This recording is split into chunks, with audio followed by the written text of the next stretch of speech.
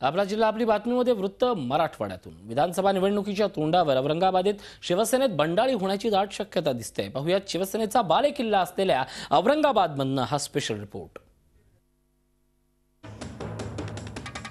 जागा वाटपावरून महायुतीत घमासान सुरू असताना औरंगाबाद शिवसेनेतही बंडाळीचे वारे वाहताना दिसत आहेत। औरंगाबाद मध्य मतदारसंघात सध्या प्रदीप जयस्वाल आमदार आहेत।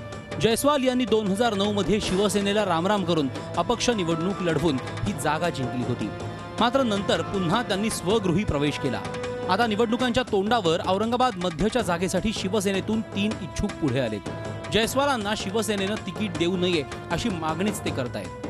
पक्ष एक योग्य निर्णय घेईल ना, प्रदीप जयस्वालला देतील किंवा मला देतील की अजून एखादा कार्यकर्त्याला देतील, शेवटी पक्ष जो निर्णय घेईल माझी बांधिलकी पक्षाबरोबर राहणार आहे आणि मी पक्षाचा एकनिष्ठ कार्यकर्ता आतापर्यंत आहे आणि राहणार। तर तिकीट मागण्याचा अधिकार सगळ्यांनाच आहे, मात्र तिकीट मलाच मिळणार असा दावा जयस्वाल करतायत। पक्षामध्ये प्रत्येकाला अधिकार तिकीट मागायचं आणि सर्व लोक तिकीट मागतात, त्याचं वाईट वाटायचं काहीच कारण नाही, कारण जो पक्षामध्ये काम करतो सर्वांना मागायचा तो अधिकारच आहे।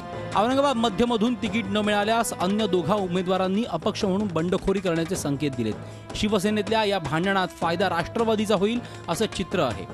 100% हिंदू मतदार जो आहे या मतदारसंघामध्ये तो निश्चित यावेळेस राष्ट्रवादी काँग्रेसकडे पर्याय म्हणून येणार म्हणजे येणार। कामाचा जो एक फार मोठा गॅप पडलेला आहे त्याच्यामुळे लोक एकदम त्यांना कंटाळले आणि त्याच्यामुळे पर्याय म्हणून ते राष्ट्रवादीकडे बघत आहे। शिवसेनेनं औरंगाबाद मध्य मतदारसंघात आतापर्यंत हिंदू कार्ड खेळत विजय मिळवला आहे। मात्र यावेळेस राष्ट्रवादी सुद्धा विनोद पाटलांच्या रूपानं हिंदू कार्ड खेळताना दिसत आहे। जर शिवसेनेत बंडाळी झाली तर राष्ट्रवादीचे उमेदवार निवडीचे फासे योग्य पडले तर शिवसेना हा मतदारसंघ गमावण्याची शक्यता अधिक आहे।